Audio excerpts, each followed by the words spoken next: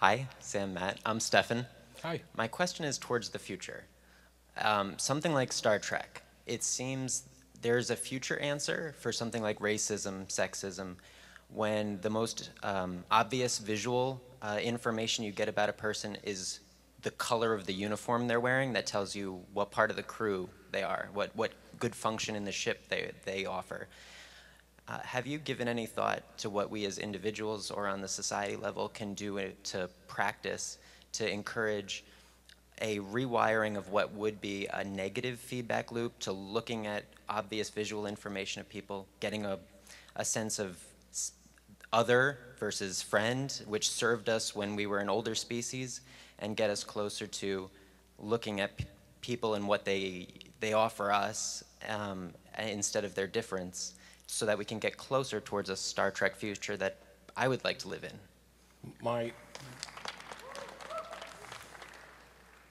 I can give you my favorite example of me doing exactly this. I host the Atheist Experience TV show, I have for 14 some odd years. And I had always had this idea of a specific way to do the show, but I didn't quite know how to work it in. And in order to raise money for Camp Quest, I agreed to do the show in drag. And I didn't half-step.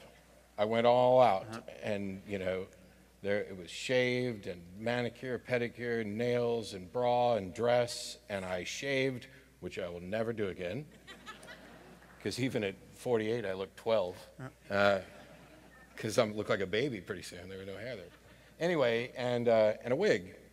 And the one thing I didn't do was put on any affected voice or anything else. It was just me sitting there taking calls just as I would any other week in order to make the point that someone's arguments and the things that they are expressing are not in any way affected by what clothes they're wearing, the color of their hair, the color of their skin, who they're sleeping with, where they're partying, none of that. And I love seeing things like that done. I love people who challenge popular culture's perceptions about who we should be. Because while I could certainly see arguments towards a dull, gray, homogeneous society, I value individuals because that's where the sparks of inspiration come from. That's where art comes from. And I think that, without giving any more specifics about what we could do, I think that we'll probably do a good job at preserving some of that, if for no other reason than we just probably aren't likely to enjoy being told what to do, what to wear, who to be. We rebel against those things. And if we ever get to a point where human society stops rebelling against that at some level, that's when I would worry. But I'm not worried now.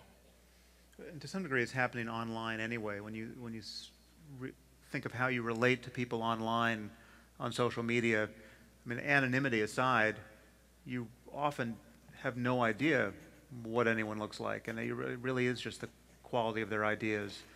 And I mean, for better or worse, because they're people, they're people who, if you could see them, you would realize you didn't have to take them seriously, right? I mean, they would be broadcasting other social cues. It's like and so it does cut both ways, and many conspiracy theories, I'm sure, are manufactured by obviously disreputable people in their underpants, just blogging away. And if you could see them. Are you suggesting that 10 people with tinfoil hats can't make sense? So I mean, there's a lot of that, and everything has the same stature when it's behind a blog or behind a tweet, but it's having this beneficial effect of just canceling those surface features as well, and just good ideas can come to the fore.